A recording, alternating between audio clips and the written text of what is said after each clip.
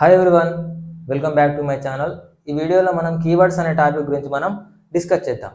So ఈ keywords ఏంటి అంటే రిజర్వ్ వర్డ్స్. సో వీటికి మనకు ప్రోగ్రామింగ్లో స్పెషల్ పర్పస్ అనేది ఉంటుంది.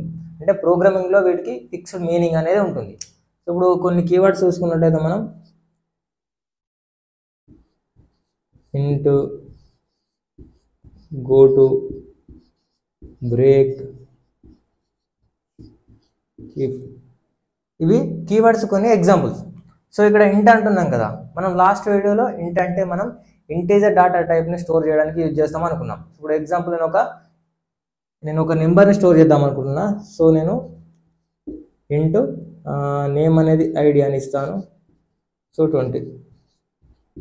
సో ఇది నెంబర్ కాబట్టి నేను ఇంటీజర్ డాటా టైప్ని యూజ్ చేశాను. అంటే ఇంట్ అనే కీవర్డ్ తోటి మనం డిక్లేర్ చేస్తాం. ఇది కంపైలర్లో ఇప్పుడు మనకు 4 bytes ఆఫ్ మెమరీ అనేది మనకు అలోకేట్ అవుతుంది. అక్కడ ఐడి అనే వేరియబుల్లో 20 అనే వాల్యూ మనకు స్టోర్ అవుతుంది. సో ఇది ఎలా జరుగుతుంది? సో ఇంట్ అనే ఈ కీవర్డ్ని బేస్ చేసుకుని మనకు జరుగుతుంది. అంటే ప్రోగ్రామింగ్లో మనకు ఇది ఒక ఇంట్ అనే కీవర్డ్ యూజ్ చేయడం వల్ల మనకు 4 bytes ఆఫ్ మెమరీ అనేది అలోకేట్ అవుతుంది. సో ఇలా ప్రతి కీవర్డ్ కూడా ఒక స్పెషల్ పర్పస్ అనేది ఉంటుంది. అలా మనకు ఈ సి లాంగ్వేజ్లో మనకు 32 కీవర్డ్స్ అనేటివి ఉన్నాయి. ఈ 32 కీవర్డ్స్ అనేటివి అన్నీ కూడా మనకు డిఫరెంట్ సిచ్యువేషన్లో స్పెషల్ పర్పస్ కోసం మనం యూజ్ చేస్తాం.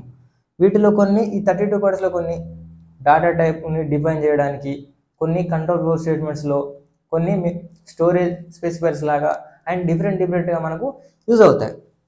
సో ఈ కీవర్డ్స్ని మనం యూజ్ చేసేటప్పుడు ఎలా అంటే మనకు ఈ కీవర్డ్స్ అన్నీ కూడా మనకు లోవర్ కేసులోనే ఉంటాయి. సో కాబట్టి మనం దీన్ని యూజ్ చేసేటప్పుడు ఎలా యూజ్ చేయాలంటే, ఇప్పుడు ఇంట్ అనే కీవర్డ్ ఉంది కదా. సో ఇంట్ అనే కీవర్డ్ని ఇలా క్యాపిటల్ లెటర్ ఫస్ట్ క్యాపిటల్గా మొదలుపెట్టి ఇలా ఇంట్ అని రాయకూడదు. సో దీన్ని ఎలా రాయాలంటే మనం ఇలా స్మాల్ లోవర్ కేసులోనే మనం రాయాలి. అండ్ ఇంకొక విషయం ఏంటంటే, ఇప్పుడు ఇక్కడ గో టు అనే కీవర్డ్ ఉంది కదా. సో దీన్ని రాసేటప్పుడు మనం ఎలా అంటే సో ఇలా స్పేస్ అనేది ఇవ్వకూడదు. సో దాన్ని యూజ్ చేయాలంటే మనం యాజ్ ఇట్ ఈజ్ అది ఎలా ఉంటే మనం అలానే రాయాలి. సో ఇలా కీవర్డ్స్ అనేటివి మనం యూజ్ చేసేటప్పుడు ఈ అండర్ స్కోర్లు కానీ, క్యాపిటల్లో రాసుడు కానీ ఇలాంటివి చేయకూడదు. సో అది అక్కడ యాజ్ ఇట్ ఈజ్ ఎలా ఉందో లోవర్ కేసులోనే ఉంటాయి. సో వాటిని మనం లోవర్ కేసులోనే రాయాలి. అండ్ ఈ కీవర్డ్స్ని మనం ఐడెంటిఫైర్స్ లాగా యూజ్ చేయకూడదు.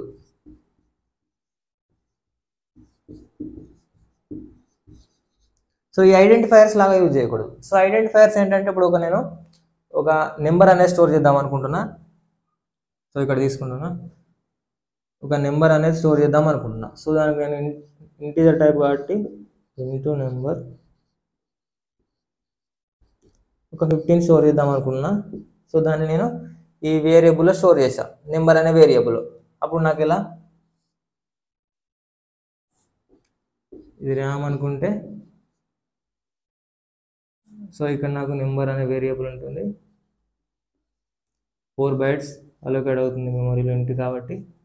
సో నాకు ఇక్కడ 50 అనే వాల్యూ ఉంది. సో ఈ 50 అనే వాల్యూని నేను ఏం చేసా, 15 అనే వాల్యూని మళ్ళీ నేను యూజ్ చేసుకోవడం కోసం, ఆ ఇన్ఫర్మేషన్ అనేది నాకు మెమరీలో ఎక్కడ ఉందో తెలుసుకోవడం కోసం ఈ నెంబర్ అనేది నేను యూజ్ చేశాను. ఈ నెంబర్ అనే వేరియబుల్ నేమ్ని యూజ్ చేశాను. సో దీన్ని ఐడెంటిఫై చేయడానికి కోసం నేను ఈ నెంబర్ అనే వేరియబుల్ నేమ్ని యూజ్ చేశాను. సో అలా ఐడెంటిఫైర్ ఏంటంటే మనం ఐడెంటిఫై చేయడం కోసం యూజ్ చేశాం కదా. ఇక్కడ దీన్ని ఐడెంటిఫై చేయడం కోసం నేను నెంబర్ అనే వేరియబుల్ నేమ్ యూజ్ చేశాను. సో ఈ కీవర్డ్స్ని మనం అలా ఐడెంటిఫైర్స్ లాగా మనం యూజ్ చేయకూడదు. అంటే ఇప్పుడు నేను ఈ వేరియబుల్ నేమ్కు అంటే ఐడెంటిఫైర్ లాగా నేను ఇప్పుడు దీంట్లో ఉన్న కీవర్డ్స్ని నేను యూజ్ చేయకూడదు ఇలా. సో ఇలా మనం ఐడెంటిఫైర్స్ లాగా యూజ్ చేయకూడదు. అంటే వేరియబుల్ నేమ్ అనే కాదు, సో మన ఫంక్షన్స్ నేమ్స్ ఉంటాయి కదా, సో ఐడెంటిఫైర్. సో అలా మనం వాటిని యూజ్ చేయకూడదు. Welcome to keyword hands on session. So ఇప్పుడు మనం ఏం చేద్దామంటే, ముందు ఒక నెంబర్ని స్టోర్ చేద్దాం. సో దీంట్లో 23 అనే వాల్యూ ఉంది. సో ఇలా మనం వాల్యూని ఈ ఇంట్ అనే కీవర్డ్ యూజ్ చేసినప్పుడు మనకు మెమరీలో 4 bytes ఆఫ్ మెమరీ అనేది అలోకేట్ అవుతుంది. అండ్ ఈ 23 వాల్యూ అనేది మనకు ఈ నెంబర్లో యాడ్ అయింది. సో ఇలా ఇంట్ అనే కీవర్డ్ మనకు ఇలా ఒక స్పెషల్ పర్పస్లో మనం యూజ్ చేస్తున్నాం కదా. సో కీవర్డ్స్ అనేవి మనకు ఒక స్పెషల్ పర్పస్లో యూజ్ చేస్తాం. సో అండ్ మనకి ఇక్కడ ఇంకో విషయం ఏంటంటే, మనం ఈ కీవర్డ్స్ని మనం ఐడెంటిఫైయర్స్ లాగా యూజ్ చేయకూడదు అనుకున్నాం కదా. సో అది ఎలా చూద్దాం. సో ఇప్పుడు ఇది ఇఫ్ అనేది ఇంకో కీవర్డ్. సో దీంట్లో మనం మళ్ళీ ఒక వాల్యూని స్టోర్ చేయడానికి ట్రై చేద్దాం. సో ఇది మనకు ఎర్రర్ అనేది ఇస్తుంది. సో దీన్ని రన్ చేసి చూసినట్టయితే మనకు సో మన ఫైల్ నేమ్ కీవర్డ్. సో ఇక్కడ అన్ఎక్స్పెక్టెడ్ ఐడెంటిఫైయర్ అని ఉంది. సో ఇలా మనం ఐడెంటిఫైయర్స్ లాగా కీవర్డ్స్ని మనం యూజ్ చేయకూడదు. సో దీన్ని మనం మళ్ళీ వేరే ఒక ఐడి ఇచ్చి మనం ఇలా స్టోర్ చేసుకోవచ్చు. సో ఇది మనం కీవర్డ్స్ని ఐడెంటిఫైయర్స్ లాగా యూజ్ చేయకూడదు. సో మనం కీవర్డ్స్ని యూజ్ చేసేటప్పుడు ఏంటంటే మనకు అవి ఏ కేసులో ఉన్నాయో మనం మోస్ట్ ఆఫ్ మనకు ఇవన్నీ స్మాల్ కేసులోనే ఉంటుంది.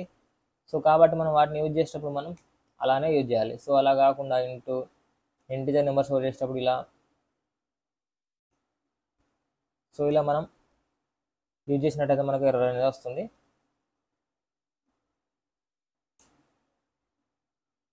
సో రన్ చేద్దాం. చూద్దాం. Use of undeclared identifier into did you mean into ఇది ఇక్కడ మనకు మీరు ఇలా ఎంటర్ చేశారు, దీని మీనింగ్ ఇదా అని అడుగుతుంది. సో ఇలా మనకు ఎర్రర్ అనేది చూపిస్తుంది. సో ఇలా మనం కీవర్డ్స్ యూజ్ చేసేటప్పుడు మనం అవి ఎలా ఉన్నాయో మనం అలానే యూజ్ చేయాలి.